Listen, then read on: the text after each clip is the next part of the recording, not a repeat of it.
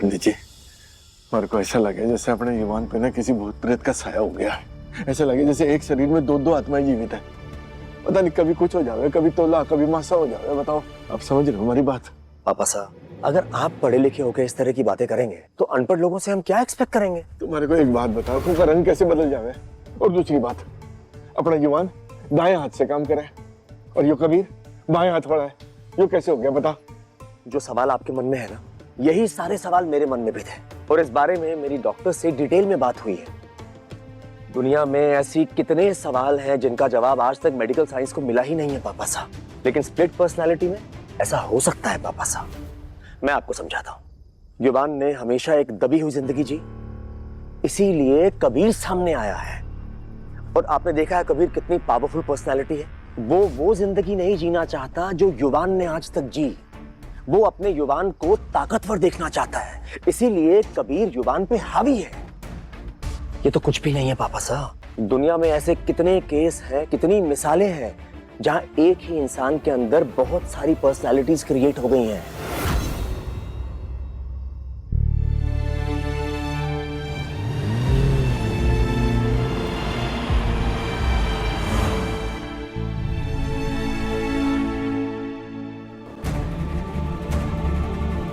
अरे बनी, यो क्यों हो गया बेटा? कुछ ना दादू साहब, बस थोड़ी सी चोट लगी थी। अभी अभी लेप लगाऊंगी ना, सब ठीक हो जाएगा। तू तो कह रही थी कि दादू साहब, अब देखो ना, हमारा प्यार भी तो इतना बड़ा है, तो परीक्षा छोटी थोड़ी हो सके। तो बाकी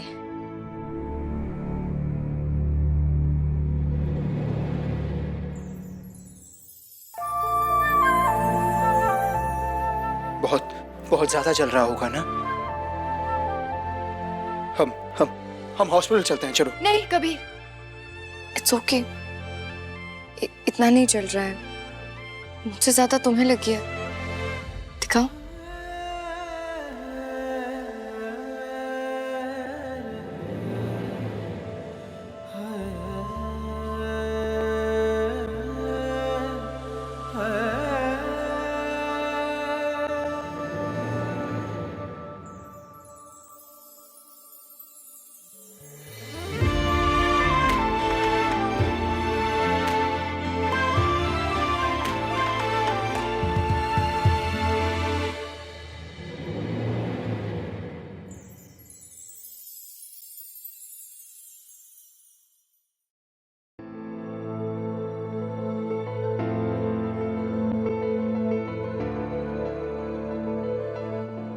ये क्या कर दिया मैंने अपनी बच्ची के साथ?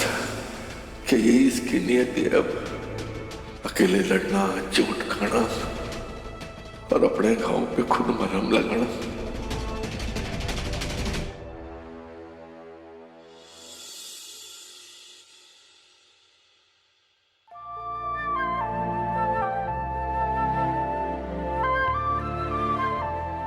Thanks Kabir, I am okay. मैं थोड़ी देर रेस्ट कर लूं? श्योर।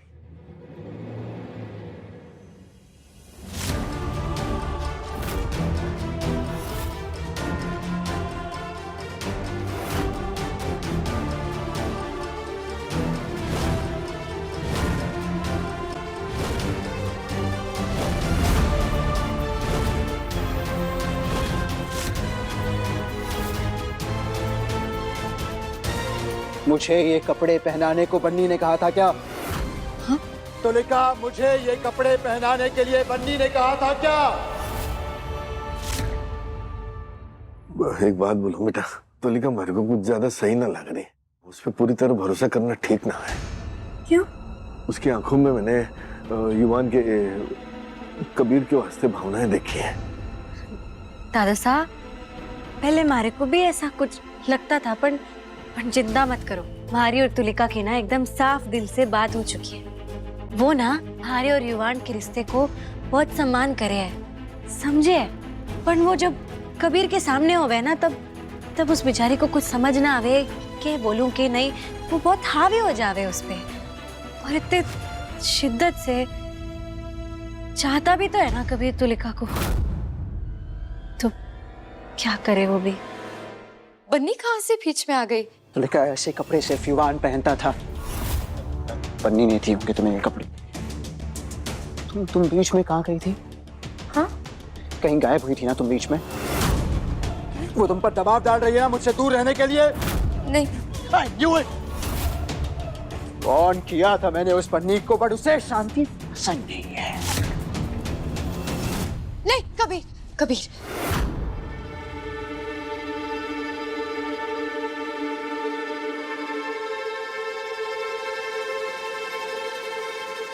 कबीर, तुम मुझसे प्यार करते हो ना? बहुत ज्यादा। प्यार का दूसरा नाम तो भरोसा होता है ना कबीर। तुम मुझ पर भरोसा ही नहीं करोगे तो फिर ये प्यार कैसा? अच्छा रुको, एक सेकंड।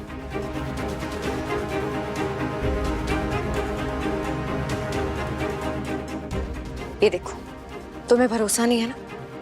रिसीप्ट है। अरे मैंने ही खरीदा है बाबा। अब देख लो और अब तो भरोसा कर लो। देखो, मैंने सोचा कि तुम्हारे परिवार वाले अभी कुलदेवी की पूजा कर कर आए। मैंने कभी ये सब किया ही नहीं। कोई था ही नहीं ना जो करवाता। सब बाहर दिए जला रहे थे तो मैंने सोचा मैं तुम्हें बोल देती हूँ पूजा करने के लिए। उस बहाने तुम्हारे साथ साथ मैं भी पहली बार ऐसी रस्म में शामिल होने की खुशियां पालूंगी। इतनी सी बात तो लिखा पहले बता दिया होता मुझे, तुम्हारी जिंदगी का हर एक दिन त्योहार बनाऊंगा मैं। अभी चलो दिए जलाते हैं। अभी? हाँ अभी साथ में दिए जलाते हैं।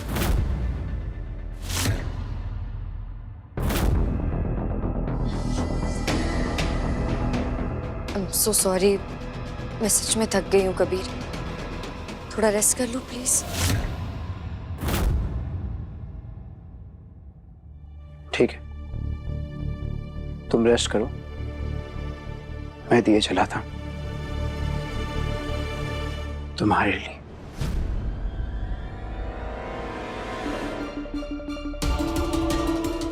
भगवान, ये तो पूरा पागल है मेरे लिए।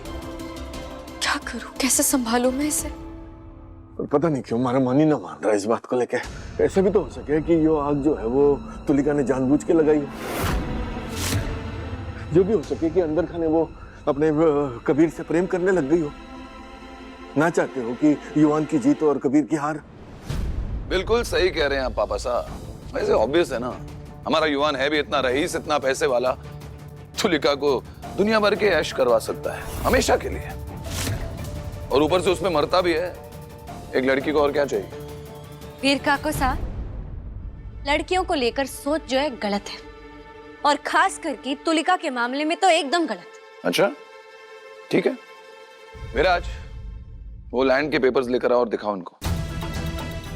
विराज, चार्मी जाकर वो फाइल लेकर आओ। मैंने कहा ना चार्मी जाओ। जी पापा से। हॉब्स, आप जिस बात का इतना इशू बना रहे हैं, हो सकता है सिर्फ एक मिसअंडरस्टैंडिंग हो। एक मिनट, मारे को कुछ समझ ना आ रहा कि मिसअंडरस्टैंडिंग क्या लेना देना है इस कागज का इससे? देख लो पापा साहब, खुद ही देख लो। युवान कबीर जो भी है, उसने तुलिका के नाम पर एक बहुत बड़ा लैंड खरीदा है उसका अस्पताल बनाने के लिए। और दूसरी बात, वो लैंड उसने तुलिका के नाम पर भी कर दिया है।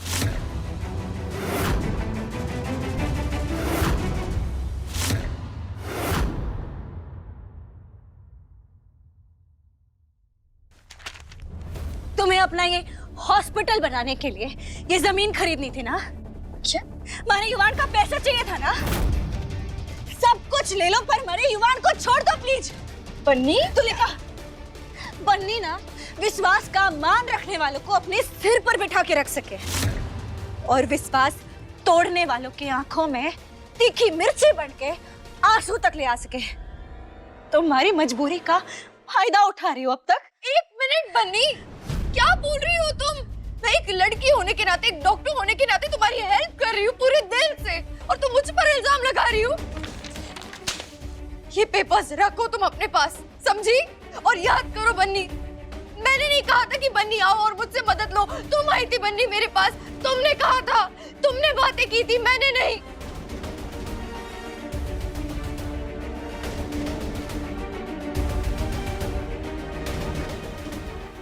बहुत हो गया, गलती हो गई मुझसे। मैं ही बेवकूफ हूँ जो तुम्हारे पति की जिंदगी बचाने आई। मैं अरे क्या सोच रही थी ना, लेकिन आज के बाद तुम्हारी शक्ल कभी नहीं देखूंगी और तुम भी मुझे अपनी शक्ल कभी मत दिखाना, समझी?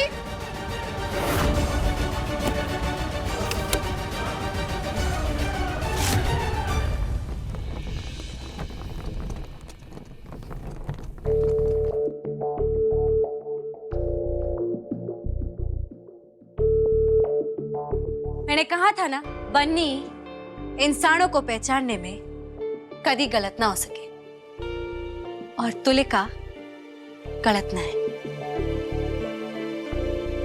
तुलिका, मैं थारे से माफी चाहूं तुलिका। मारे को ये सब करना पड़ा। दरअसल परिवार में थारे को लेकर एक शक था और उसके लिए मैं थारे से उनकी तरफ से माफी चाहूं। पण उन्हें भी समझने की कोशिश करना। ये जो शक था ना, वो सिर्फ और सिर्फ युवान की फिक्र के लिए था। इन्हें डर था कि कहीं वो युवान का खो ना दे।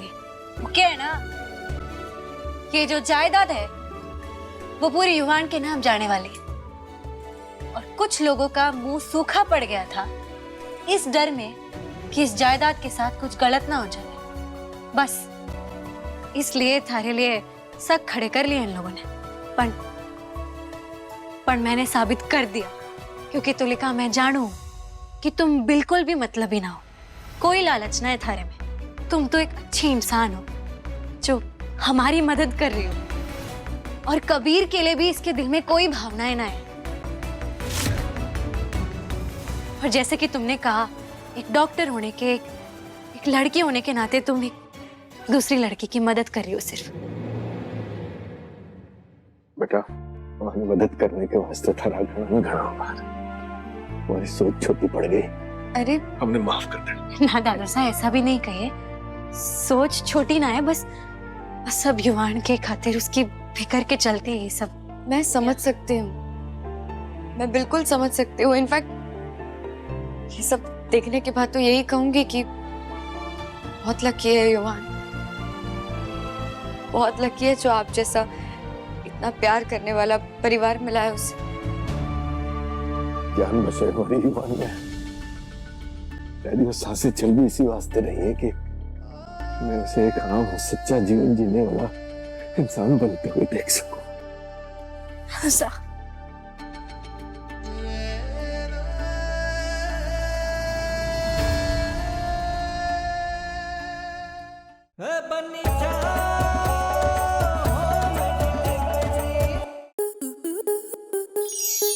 स्टार प्लस के YouTube पेज पर आने के लिए आपका धन्यवाद।